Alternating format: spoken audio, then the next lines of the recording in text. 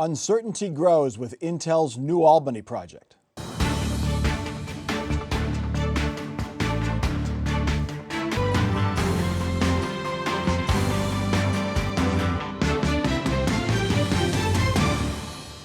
Welcome to Columbus on the Record. I'm Mike Thompson. The future of the Intel project in New Albany is in doubt. How much doubt, we don't know, but the doubt grows. This week, Intel basically admitted the Intel factory strategy was a mistake. And CEO Lip-Bu said Intel would slow construction at the New Albany plants and halt plans to build factories in Europe. He told employees there are no more blank checks. State and local and federal governments have written lots of checks to Intel to help with the project. The federal government paid Intel at least $1.5 billion. Ohio has spent $600 million in construction grants. The plant was supposed to open this year. Then Intel delayed the project to 2030. Now that date looks premature. Joe Ingles, lots of smiling faces in that groundbreaking ceremony, many of them not in their current jobs, or then jobs. What are the state officials saying now? Well, Governor DeWine said, I think it was about a month ago, he said, you know, Intel, if the worst would happen and they wouldn't go in there, that the ground there is primed for another company to come in and do something. But he thinks that they're going to go in there. He thinks it's a delay. He's kind of like the rest of us, just kind of waiting to see in some ways. He says he's not sure, what they're dealing with, all the different ramifications of things, but he really does believe that that the state has put that money out there to make that area ready for business, and that eventually it will work out. Still, there were questions about this from the start, Gene. Yes. But they're saying they're slowing construction. Are they trying to let us down easy? Because you slow construction, does that mean you stop construction? Look, for the past X number of years on your show, I've been expressing mild concern and trepidation about this project because chips are basically a commodity now.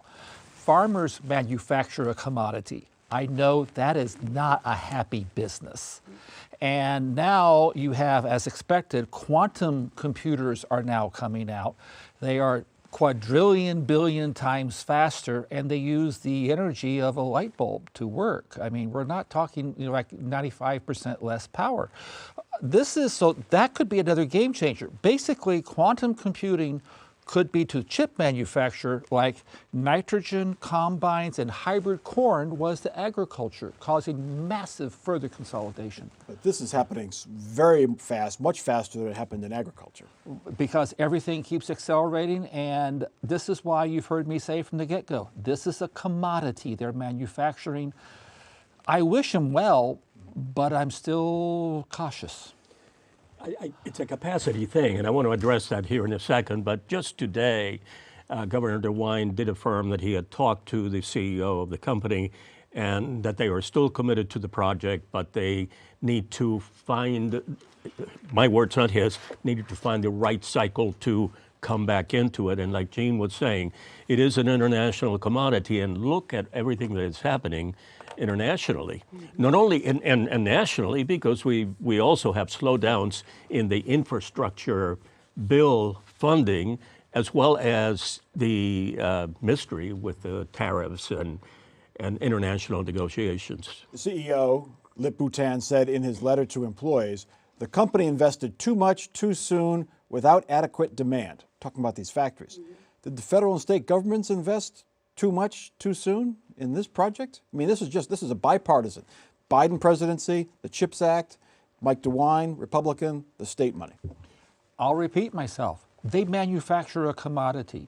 Long-term profits and long-term losses tend to average out in commodity manufacturing world.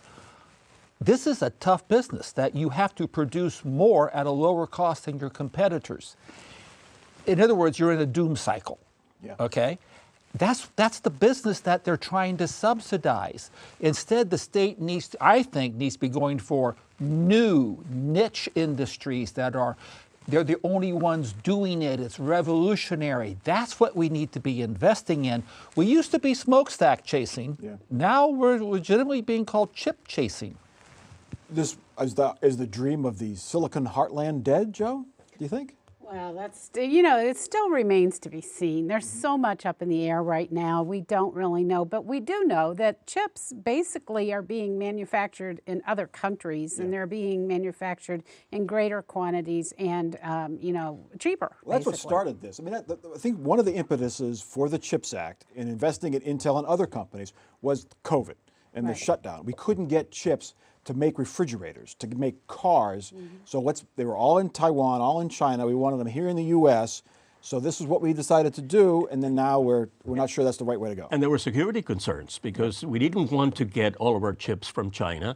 And there were, at the time, and I remember it well, there was serious concerns about the availability of chips from Taiwan in the event that China were to decide to re-energize their project for taking over Taiwan. A lot of colleges have ramped up education programs to help this plant find workers.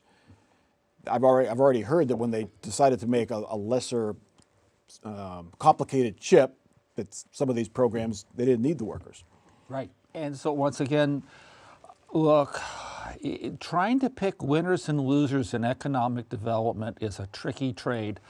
I'll go back to my statement again. What we need to be concentrating on is, rather than attracting mature businesses, we need to attract immature innovators. In other words, the young and the restless, the creative class, to use the phrase out of Richard Florida's book, and entice them. And what do they tend to come to? They tend to like walkable communities, brick streets, brick houses. I'm talking German village. There's a lot of brick houses in New Albany, Gene. Yeah, there's a lot of big brick houses in New Albany, not too many brick streets.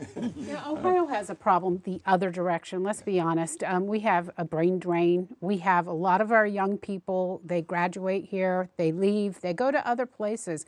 I mean, I can tell you, my son lives in Colorado, and anytime I take a plane out to Colorado, it is full of Ohio parents who are going to Colorado to visit their kids. That's what the hope And that's was. just one place. And that was the hope, that this Intel factory, if they built the 8 of them, it was going to start the Silicon Heartland and bring people into Ohio. And we'll see. It's still not over yet, but it's a 40-year-old industry now. They need to be thinking about, how do we attract. Look, I go back to Third Frontier, which I accidentally helped start, which is an interesting story. But you need to encourage innovation here, and you need to bring those innovators, allow them to stay here and find out, and ask them what they want, and then give it to them. Okay, let's get to our next topic. The fight over property taxes continues this week. Those trying to slow increases won a small victory. Republicans in the House voted to override one of Governor DeWine's property tax-related line item vetoes. The House overrode the veto of a ban on replacement or emergency levies, which means if the Senate agrees, those bans on those levies would take effect. House leaders had hoped to override 2 other property tax-related vetoes, but opted to delay those votes. Meanwhile, Governor DeWine's property tax working group met for the first time this week, and the group has already sparked controversy even as it begins its work. The veto votes, the override. The House planned to override 3, got to 1. It's not bad if you're a major league hitter, but, 33% isn't great. Well, and they called the lawmakers back on summer break. Some of them were coming in. One of them delayed a trip to Europe. Some were coming in off vacation with their family. One came in and had just gotten out of the hospital days before and was medically fragile. There were all kinds of situations. They held the meeting actually in the Senate chambers because the House chambers had an air conditioning issue. So, I mean, there was a whole lot going on. And to come back, and then the one thing that they passed, the sponsor of it admitted it won't affect taxes in January. So, it was one of these things where everyone got, all worked up, came back to Columbus, and They didn't then have the there's votes, a question. bottom line. Yeah. Gene, I don't want to get too deep into the weeds, but replacement levies. It sounds like you're just going to replace the levy that's already on the ballot, but your taxes are going to go up because your property value has gone up. Right. So groups like the word replacement levy because voters would say, okay, Right. just replace what I'm already paying. They made an advance in dealing with the semantics of property tax increases. They did not make any advances, though, on anything they did with the core It does make it more issue. transparent. A levy increase is a levy increase. Right. now. They did help with the semantics of it, but they did not help with what is the 2 core things driving property taxes up. One of them is our zoning laws, which will not allow you to, build dense housing, smaller houses. You have to build McMansions. This is the only thing you can get approved. And the other thing it shows is that, local governments are not collaborating, consolidating, or sharing services enough. And they can either, years ago, I put up a program to do this, cost $45 million a year. They need to go back to that type of a program to encourage local governments, because if the property tax goes on the ballot, property tax elimination goes on the ballot, I expect it to pass. And when it does, we're going to have 8 counties, no townships, Unigov everywhere, because they can't afford their current system. And if the members of the status quo like what they have now, they better be coming up with reforms, and they're not. Well, that's where this working group's going to come in, Joe. But there's some criticism that there's a lot of county auditors on this group. It's geographically diverse. There's a county commissioners, a county treasurer, county auditors, a superintendent. There's no real taxpayers on this group. No taxpayer group. Not even like the AARP, who represent retirees who haven't been stung by these property tax increases. Yeah. And to tell you the truth, for whatever reason, that worried, maybe because I'm a pro-tax Democrat, but I'm worried less about the makeup of that. I'm worried more about the lack of creativity in coming up with solutions as to how to do that. And by the way, the provision that was vetoed that now they are talking about overriding actually did nothing, or would do nothing, to decrease taxes. All that it does is that it provides a block, psychological block in one or two cases. In theory, it would make it harder to raise taxes to do in the that. future, And yeah. there's enough of those hijinks going on. I think that we need some creativity. I was looking at many decades old Proposition 13 in California that froze reassessments until the house is sold to a new buyer. Something like that, perhaps. And of course, also the exemption for folks maybe over 55 or over 65. But lawmakers, Joe, are hearing from school districts. They're hearing from the local officials saying, don't mess with it, or don't cut off our source of funding. Yeah, school districts were down there saying, hey, some of them say it's going to cause a fiscal situation for them where they can't get out of it. And so they were hearing that. That's definitely a problem. And a lot of people started looking around and saying, hey, do we want to really be responsible? If that's the case, do we really want to have our hands in that? And I think that really put some pause in some lawmakers. We see. The fight over Ohio's private school voucher program is starting to move through the courts. The program allows every Ohio family to get state money to attend a private school regardless of income, regardless of the quality of the student's home school. It has become very popular. Nearly 90,000 students have vouchers. It costs the state nearly $500 million a year. Last month, Franklin County judge ruled the program unconstitutional. Democrat Jisa Page ruled the program violated the Constitution that requires a thorough and efficient system of common schools. This week, Republican leaders appealed the ruling, saying Ohio's Constitution requires the state to pay for religious education. Joe Mas, that's a unique interpretation of the Constitution. It's a unique interpretation. And by the way, I do suspect that as this is appealed, that the 10th district will uphold the decision. But then, of course, like everything that happens nowadays, is going to reach the Ohio Supreme Court and or the U.S. Supreme Court, not in this particular case. And then the words of our colleague Mike Miller came to mind, that what's constitutional is whatever the heck the Supreme Court says is constitutional. Gene, I haven't heard the efficient school system since the DeRolf case, which is now 25 years old at least, probably close to 30. Yeah, 30 is probably more accurate. And that was never, that was ruled unconstitutional, but they just ignored it. Right. Is there any way that this gets ruled unconstitutional, this system, do you think? Probably not. But this kind of goes back to our earlier discussion about property taxes too. Is that, as Oliver Wendell Holmes said, taxes is the price we pay for civilization, and how much civilization can you afford, and where are you in your effort and your capacity for it?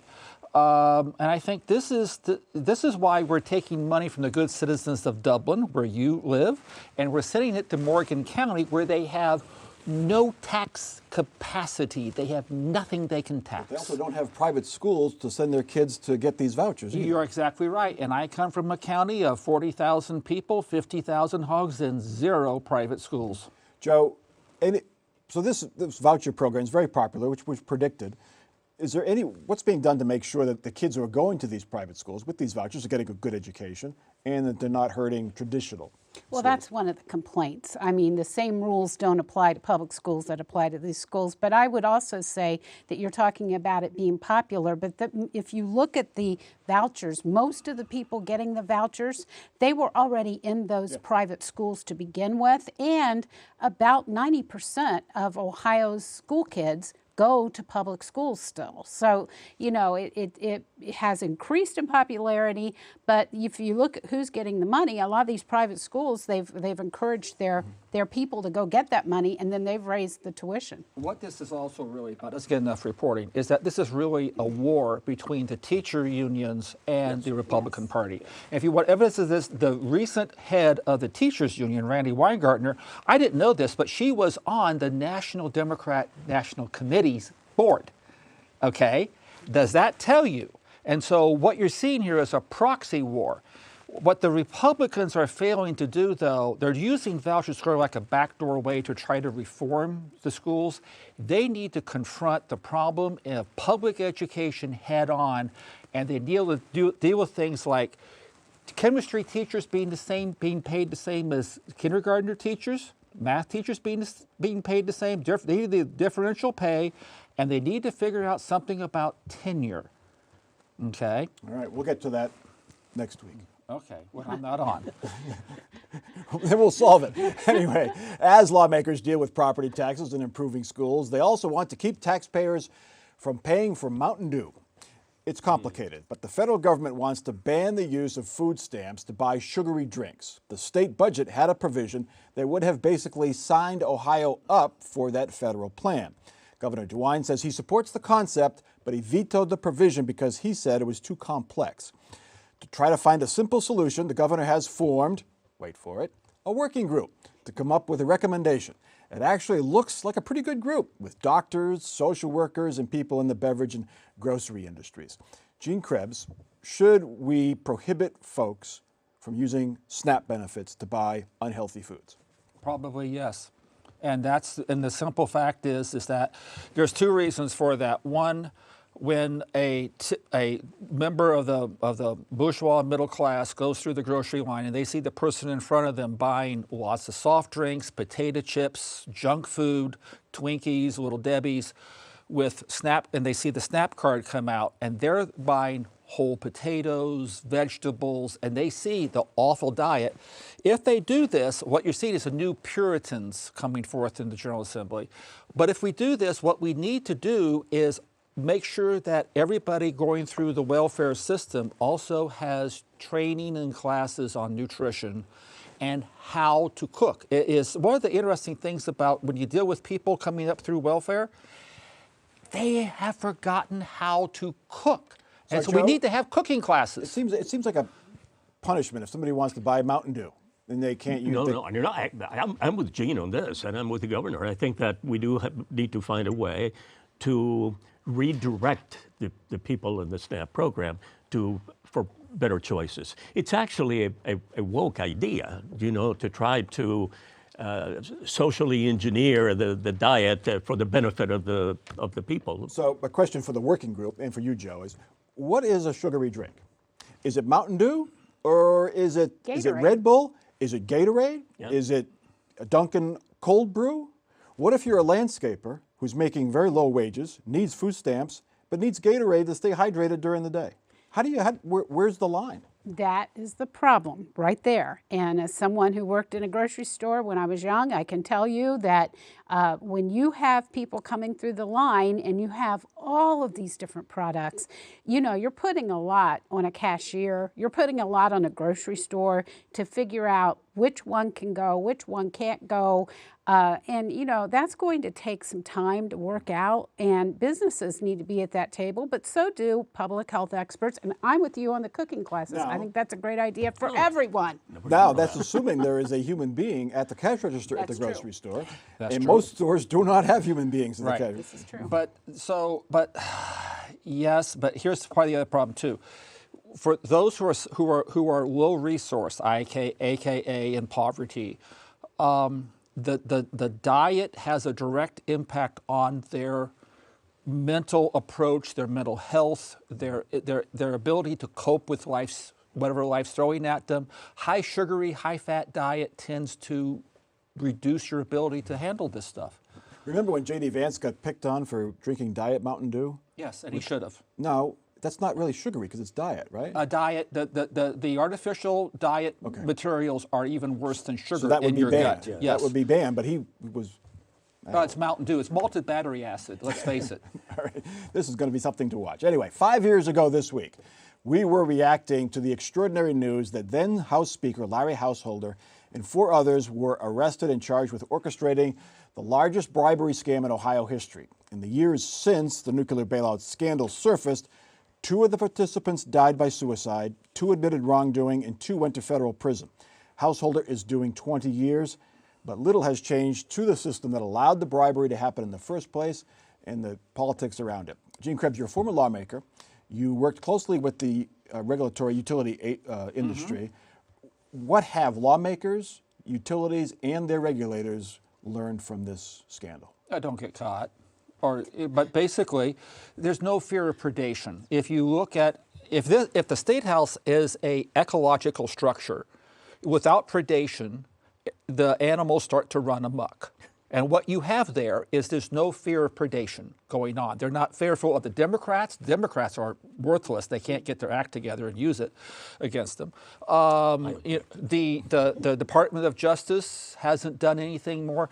Now, I'm waiting for Dave Yost, and I really think that Dave Yost trying those 2 First Energy heads up in Akron may lead to revelations from the bench. Joe, Democrats, have they not taken this? My theory on this is this scandal was very complicated. Jeffrey Epstein, very simple. People care about that. This has so many layers and deals with utilities and energy regulation. And including the involvement by the governor, who really has been relatively unaffected by this whole thing. So you're correct. And by the way, Householder doesn't have a lot of cards left to play on He here. just lost his full court appeal. Lost the appeal, then that means about the only thing left for him would be a habeas corpus in the event that technology or new information comes up. So it's bad news. Or a presidential pardon. Or a presidential pardon. Yeah. Joe, there was a lot of talk about anti-corruption laws right after this happened to the State House. Where do those stand right now?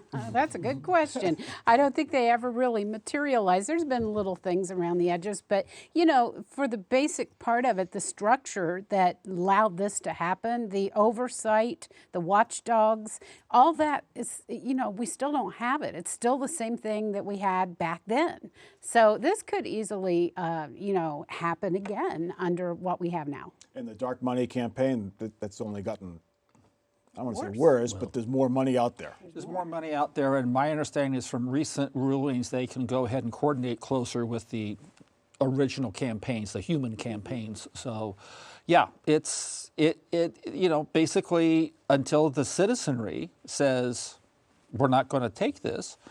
But yet, when I talk to my neighbors and relatives, which is the same thing out where I live, and I talk to them about, you know, House Bill 6, they go, "What's that again?" So for those of us who populate that 9-block area around the State House, it's top of our brain. But for Bob and Betty Buckeye, yeah, it's a very complicated inside Capitol Square scandal. Anyway, time now for our off-the-record parting shots. Joe Mas, you're up first.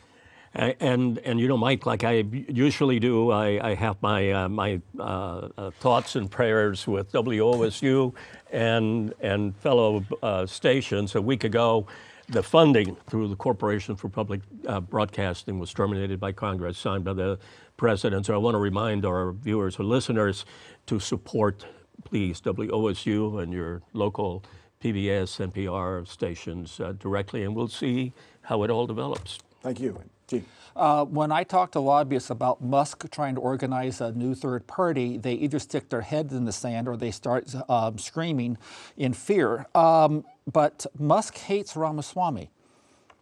And I expect Musk to mount, if Ramaswamy is our candidate, I expect him to put up a third party candidate here, which means that the Democrat, whoever he or she may be, would win, and I'm calling on my party to start getting smarter about who they nominate. Joe. The Olentangy School District has announced that they are going to go after a bond issue this November. It's one of the fastest growing school districts in the country. And this is one of the things that tax study group that we're talking about, this is one of the things they need to look at, because fast growing school districts in the state of Ohio, they need more of an apparatus for them to get income. Otherwise, they're going to be on the ballot continuously, as they are. This week, we lost Ozzy Osbourne. His only Columbus connection is he canceled a concert at the old Polaris Amphitheater in 1997. He was sick. At the last minute, he canceled. But many of the 18,000 fans rioted at the amphitheater. They broke windows, they set fires. Ozzy later apologized. Now I bet some of those Ozzy fans hit golf balls at that very same site, which is now the home of Top Golf. Things have changed. Crazy Train. That is Columbus on the Record for this week. Continue the conversation on Facebook. Watch us anytime at our website, WOSU.org, also YouTube and the PBS app. For our crew and our panel, I'm Mike Thompson. Have a good week.